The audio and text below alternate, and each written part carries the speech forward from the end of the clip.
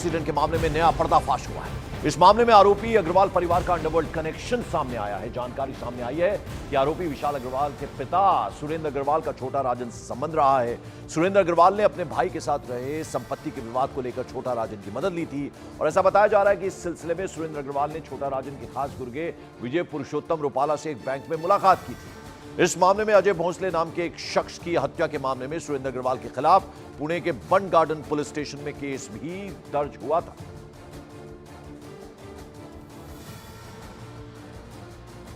और पुणे में लग्जरी गाड़ी से 2 लोगों को कुचलने के मामले में नाबालिग आरोपी के साथ बालिगों जैसा व्यवहार किया जाए, इस पर कोर्ट आज फैसला सुना सकती है। पुणे पुलिस ने कोर्ट में नाबालिग आरोपी को बालिगों की तरह ट्रीट करने की अपील दी थी। वहीं दूसरी तरफ नाबालिग आरोपी के पिता को पुलिस कोर्ट में पेश भी करेगी। एक दिन पहले महाराष्ट्र के संभाजीनगर से पुलिस ने नाबालिग लड़के के पिता को गिरफ्तार किया था। आपको बता दें 19 मई की देर रात एक नाबालिग लड़के ने तेज रफ्तार एक लग्जरी गाड़ी से 2 लोगों को कुचल दिया। तस्वीरें उस गाड़ी की आप देख रहे हैं जिनकी हादसे वाली जगह मौत हो गई थी, एक लड़का और एक लड़की की। इसके बाद जुवेनाइल कोर्ट ने आरोपी लड़के को एक एस्से लिखने, ट्रैफिक पुलिस के साथ 15 दिन काम करने की शर्त पर जमानत भी दे दी थी। और जो नाबालिग लड़का है उसके पिता विशाल अग्रवाल को पुलिस ने गिरफ्तार कर लिया है। इस बीच आपको बता दें आरोपी के पिता बिल्डर विशाल अग्रवाल ने पुलिस से बचने के लिए कई पैंतरे भी अपनाए। उन्होंने अपने परिवार से झूठ तक बोला क्योंकि कहीं न कहीं वो भी इस बात को जानते थे कि उनके बेटे पर कितने बड़े अपराध का आरोप है और यही वजह है कि उन्हें अपनी भी गिरफ्तारी का डर सता रहा था और इसलिए वो पुलिस से बचने की कोशिश लगातार कर रहे थे। अब आपको जरा ये बता दें कि आखिर उनकी गिरफ्तारी हुई कैसे। तो विशाल अग्रवाल यानी नाबालिग के पिता केस दर्ज होने के बाद फरार हो गए थे। पुलिस से बचने के लिए पुणे से पहले वो कोल्हापुर गए, फिर कोल्हापुर से पुलिस को गुमराह करने के लिए ड्राइवर के जरिए कार को मुंबई भेजा गया। इस दौरान उन्होंने परिवार को मुंबई जाने की गलत इंफॉर्मेशन दी। फिर उन्होंने पुलिस की ट्रैकिंग से बचने के लिए फोन को बंद कर दिया, यानी पुलिस को पता न चले, और एक नए नंबर का इस्तेमाल करना शुरू कर दिया। जिसके बाद विशाल अग्रवाल का पता लगाने के लिए पुलिस ने सीसीटीवी फुटेज खंगालना शुरू कर दिया। विशाल अग्रवाल यानी नाबालिग आरोपी का पिता के परिवार को भेजे गए मैसेज भी पुलिस ने बाकायदा इंटरसेप्ट किए और विशाल अग्रवाल के एक दोस्त की कार के जीपीएस की मदद भी ली गई, जिससे पुलिस को विशाल अग्रवाल की जो सही लोकेशन है उसका पता लगा और उन्होंने उसे संभाजी नगर से फिर गिरफ्तार कर लिया। तो पुलिस से बचने के लिए कैसे पुणे से पहले कोल्हापुर गए, यानी पूरी कि बेटा किस तरह से उसने इस वारदात को अंजाम दिया है, ये एक्सीडेंट किया है एक लग्जरी कार से, ये पूरी इंफॉर्मेशन थी और फिर छिपते छिपाते अपना ट्रैकिंग को बंद किया, यानी पुलिस ट्रैक ना कर पाए कि वो कहाँ है, लोकेशन क्या है, लेकिन आखिरकार संभाजी नगर से गिरफ्तार कर लिया गया। और हमारे 2 सहयोगी इस वक्त हमारे साथ जुड़ रहे हैं। मुंबई से विवेक है, लेकिन पहले रुक करेंगे दिवाकर का जो पुणे से सीधे हमारे साथ जुड़ रहे हैं। विवेक, अब आज की क्या अपडेट है अभी फिलहाल? दिवाकर। देखिए पंकज, साफ तौर पर इंतजार इसी बात का है कि जुवेनाइल जस्टिस बोर्ड जो है वो कब अपना फैसला सुनाएगा। जानकारी ये निकल के सामने आ रही है कि 12 बजे के आसपास जुवेनाइल जस्टिस बोर्ड जो पुणे पुलिस की एप्लीकेशन है उस पर अपना फैसला सुना सकता है और फैसले में अगर कोर्ट यह अनुमति दे देता है कि जो नाबालिग आरोपी है उसे बालिग के तौर पर पुलिस ट्रीट कर सकती है, तो उसके बाद बाकायदा पुलिस जो है नाबालिग आरोपी को गिरफ्तार करेगी, उसे कोर्ट में पेश किया जाएगा, उसकी रिमांड ली जाएगी और फिर आगे की कार्रवाई की जाएगी। लेकिन दूसरी अहम बात यह है कि जो विशाल अग्रवाल हैं, जो कि आरोपी के पिता हैं, नाबालिग आरोपी हैं, उसके पिता हैं, उनकी भी कस्टडी लेने की कोशिश पुणे पुलिस आज करेगी। उन्हें भी सेशन कोर्ट में प्रोड्यूस किया जाएगा पुलिस के द्वारा। जानकारी ये मिल रही है कि 1:30 से 2 बजे के आसपास जो है उन्हें भी सेशन कोर्ट में प्रोड्यूस किया जाएगा। वहां पर रिमांड लेने की कोशिश होगी। रिमांड इसलिए भी लेना जरूरी है क्योंकि इस पूरे मामले में गलती उनकी तरफ से, लापरवाही उनकी तरफ से की गई है। गाड़ी की जो पासिंग है वो बिल्कुल पुणे लाने के बाद नहीं ली गई थी, साथ ही साथ बेंगलोर से गाड़ी लाई गई थी, उसका रजिस्ट्रेशन नहीं कराया गया था। और इतना ही नहीं, महाराष्ट्र में जो नियम है, अगर नाबालिग कोई लड़का जो है वो गाड़ी चलाते हुए किसी प्रकार के कोई घटना कर देता है, कोई हादसा कर देता है, तो उसके पिता के खिलाफ भी मामला दर्ज होगा। ये बाकायदा नियम है और इसी के तहत पुणे पुलिस ने ये मामला दर्ज किया है विशाल अग्रवाल के खिलाफ। विशाल अग्रवाल इस वक्त पुलिस की कस्टडी में है और अब से थोड़ी देर बाद उसे कोर्ट ले जाया जाएगा, बाकायदा उसे पेश किया जाएगा और पेश करने के बाद ज्यादा से ज्यादा दिन की रिमांड पुलिस लेने की कोशिश करेगी। पंकज, बिल्कुल मैं लौटूंगा आपके पास। इस बीच आपको बता दें पुणे कार हादसे में जांच जैसे जैसे आगे बढ़ रही है वैसे वैसे लापरवाही की कई कहानियां भी सामने आ रही हैं। ऐसा बताया जा रहा है कि जिस लग्जरी कार से कुचलकर अनीस और अश्विनी की मौत हुई वो बिना रजिस्ट्रेशन के मार्च से सड़कों पर दौड़ रही थी। इसके अलावा इस केस में कई ऐसे पहलू भी हैं जो इस बात की गवाही देते हैं कि अगर लापरवाही ना हुई होती तो शायद दो परिवारों के चिराग ना बुझते, यानी गलत रजिस्ट्रेशन, उसके अलावा नंबर प्लेट तक नहीं थी गाड़ी में। ये बातें भी सामने आ रही हैं। तो आपको बता दें कि एक नहीं कई तरह के जो जुर्म हैं वो एक तरह से अब इससे जुड़ते चले जा रहे हैं। और अंडरवर्ल्ड कनेक्शन के बारे में हमने आपको बताया। उसके अलावा आपको बता दें कि नाबालिग आरोपी का किस तरह से वीवीआईपी ट्रीटमेंट हुआ। एनसीपी के विधायक थाने पहुंचे थे मिलने के लिए, लंच में बिरयानी मिली, पिज्जा से स्वागत किया गया और फिर किस तरह से एक मामूली सा निबंध लिखने को दे दिया गया, ऐसे लिखने को दे दिया गया और जमानत दे दी गई। एक बड़ा बिल्डर है जिसका ये बेटा है जो नाबालिग है, आरोपी है, और किस तरह से उसने एक लग्जरी कार से कुचल दिया, दो लोगों को, दो घरों के चिराग बुझा दिए और कैसे उसको वीआईपी ट्रीटमेंट मिलता रहा।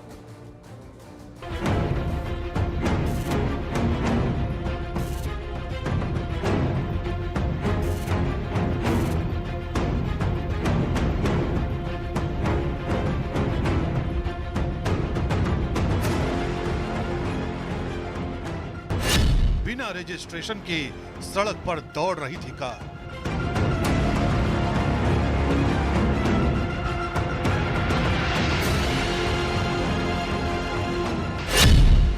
टेम्परेरी पासिंग पर बेंगलुरु से पुणे लाई गई थी कार।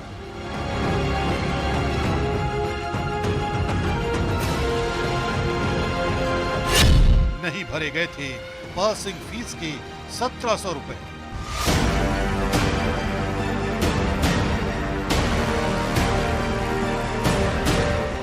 मई की रात पुणे से आई इन तस्वीरों को जिसने भी देखा उसका कलेजा कांप गया।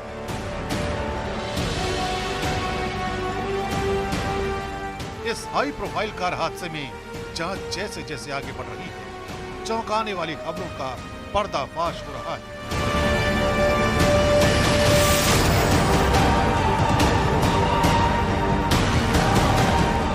अब इस मामले में परिवहन विभाग भी एक्शन में आ गया है। खबर है कि जिस लग्जरी कार से ये हादसा हुआ, उस कार को बेंगलुरु से टेम्परेरी पासिंग पर पुणे लाया गया था। पुणे में पासिंग फीस के लिए 1700 रुपए भरने थे, लेकिन मार्च महीने से ही पासिंग का पैसा न भरते हुए गाड़ी का इस्तेमाल किया जा रहा था। महाराष्ट्र में ई व्हीकल के लिए किसी तरह का टैक्स नहीं है, लेकिन पासिंग का पैसा नहीं भरे जाने की वजह से गाड़ी को नंबर प्लेट भी नहीं मिली थी।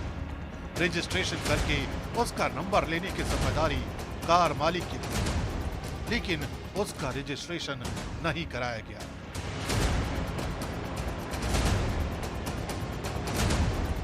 यानी सड़क पर हवा से बातें करती कार नियमों को ताक पर रखकर चलाई जा रही थी। इसके अलावा पुलिस के एफआईआर के मुताबिक आरोपी ने हादसे वाली रात अपने दोस्तों के साथ जमकर शराब पी थी। रात 9:30 बजे से लेकर 12 बजे तक पहले बार में शराब पी गई, जबकि दूसरे बार में 12:10 से लेकर 1 बजे तक शराब पी गई। इस दौरान करीब 90 मिनट में 48,000 रुपए की शराब पी गई, जिसके बाद कार को सड़क पर तूफान बना दिया गया, जिस वजह से हादसे में दो घरों के चिराग बुझ गए।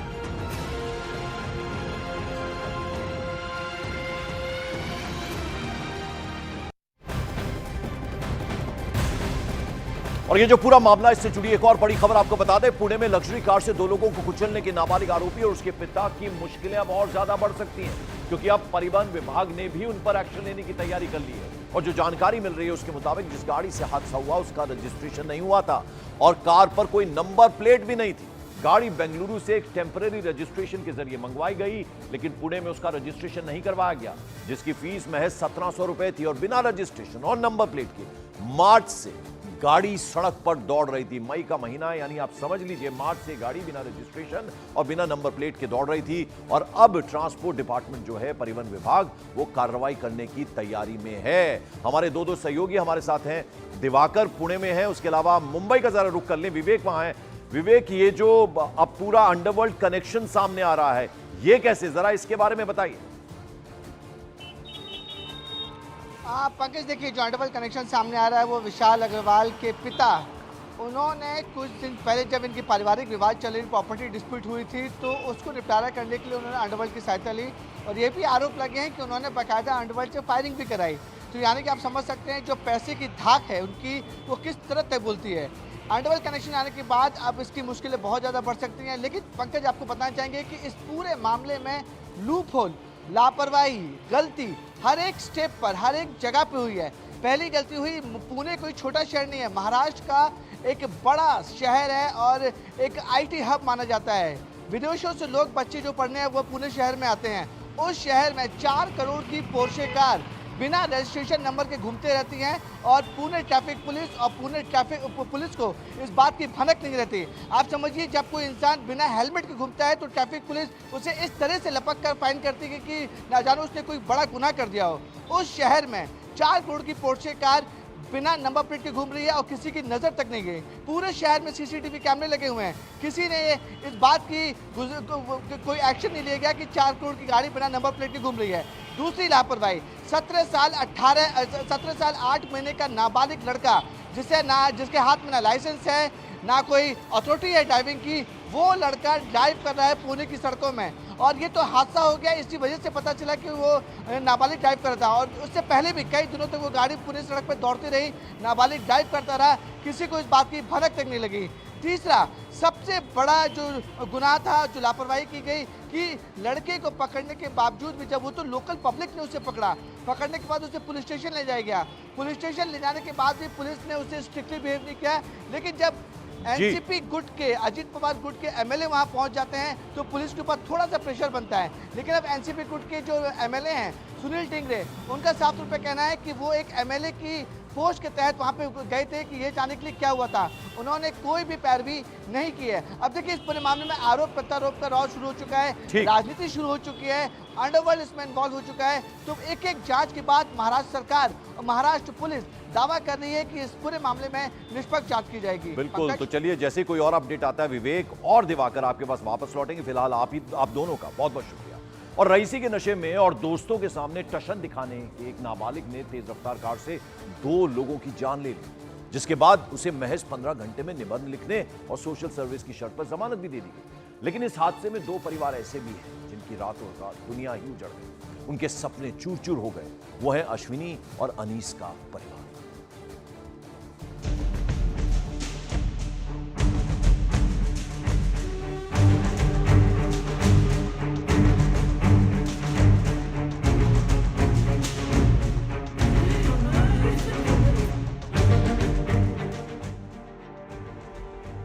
उम्र के आगे गुनाह छोटा पड़ गया, अपराध के आगे कानून छोटा पड़ गया और मौत के आगे जिंदगी छोटी पड़ गई। एक 17 साल के नाबालिग की लापरवाही ने 2 जिंदगियों को हमेशा के लिए मौत की नींद सुला दिया। 2 घरों में मातम पसर गया।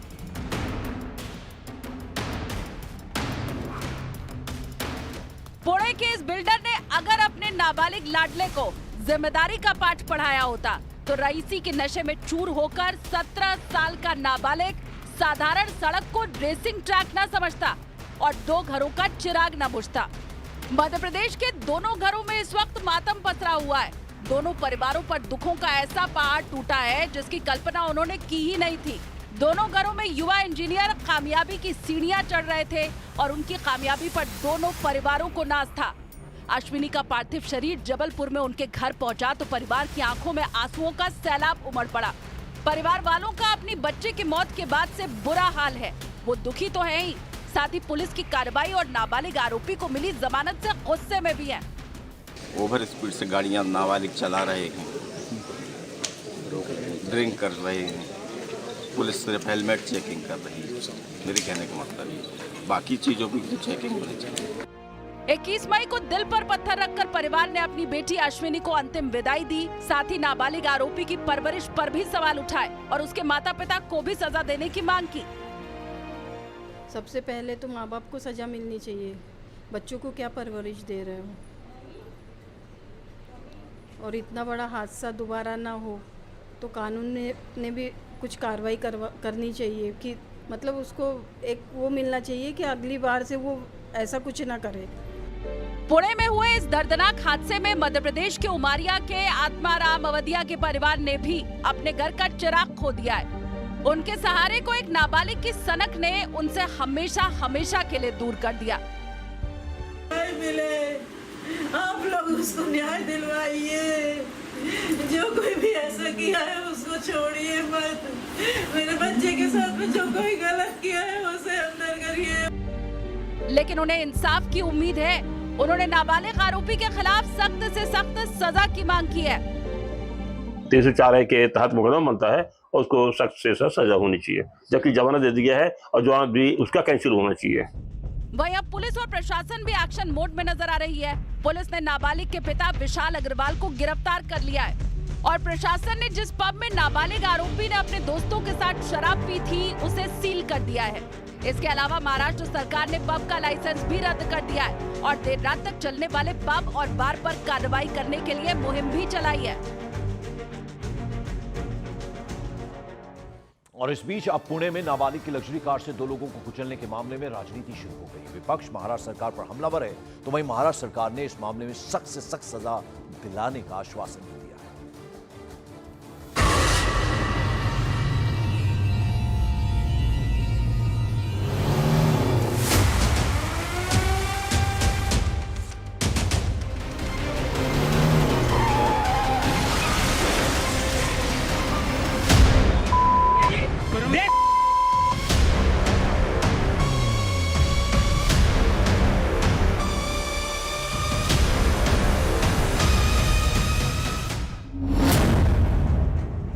हादसे पर सियासी संग्राम। जब तक न्याय नहीं मिलता तब तक पुलिस कोर्ट के सारे दरवाजे या सारे रास्ते टटोलते रहेगी।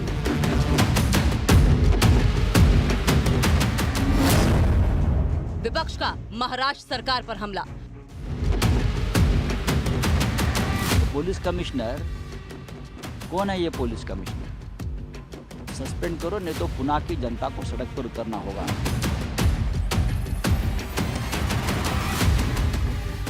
पुणे में बेलगाम लग्जरी से नाबालिग आरोपी के 2 लोगों को कुचलने और 15 घंटे में निबंध के एवज में जमानत मिलने पर अब महाराष्ट्र में राजनीति गर्मा गई है। हादसे के बाद से ही विपक्ष महाराष्ट्र सरकार पर हमलावर हो गया और राहुल गांधी ने हत्या के नाबालिग आरोपी को निबंध के बदले जमानत दिए जाने पर सवाल उठाए। साथ ही पुणे हादसे की आड़ में पीएम मोदी पर निशाना साधा, जिस पर बीजेपी ने पलटवार किया और इस मामले में राजनीति न करने की सलाह दी।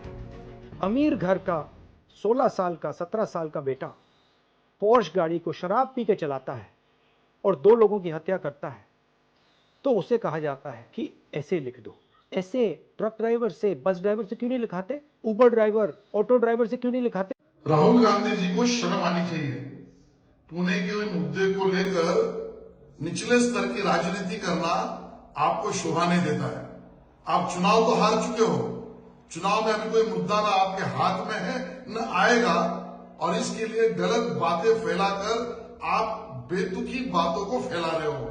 वहीं उद्धव गुट के नेता संजय राउत ने पुणे की पुलिस पर केस को हल्का बनाने और नाबालिग आरोपी को बचाने का आरोप मढ़ दिया।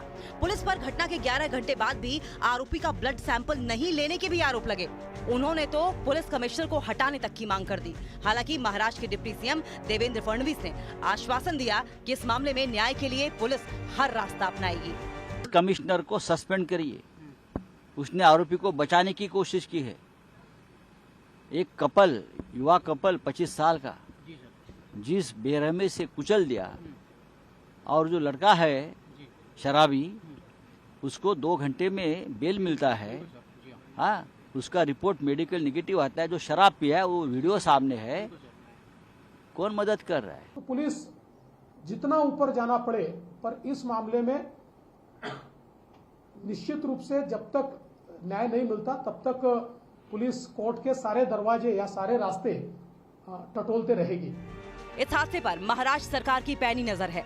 डिप्टी सीएम देवेंद्र फडणवीस तो खुद पुणे में पुलिस हेडक्वार्टर्स पहुंच गए और इतना ही नहीं, उन्होंने नाबालिग को जमानत दिए जाने के कोर्ट के रुख को आश्चर्यजनक बताया। जो रिमांड की एप्लीकेशन दी थी, उस एप्लीकेशन पे ये एक बहुत ही आश्चर्यजनक इस प्रकार का आदेश पारित किया कि मात्र 15 दिनों के लिए वो सोशल सर्विस करे, वो ऐसे लिखे, वो डी एडिक्शन करे। इस हादसे के बाद राज्य के मुख्यमंत्री एकनाथ शिंदे ने खुद पुलिस कमिश्नर से फोन पर बात की और घटना के लिए जिम्मेदार लोगों पर कड़ी कार्रवाई के निर्देश दिए। पुलिस अब इस कोशिश में जुटी है कि कोर्ट इस हादसे को जघन्य अपराध की श्रेणी में रखकर आरोपी के साथ बालिग जैसा व्यवहार करे।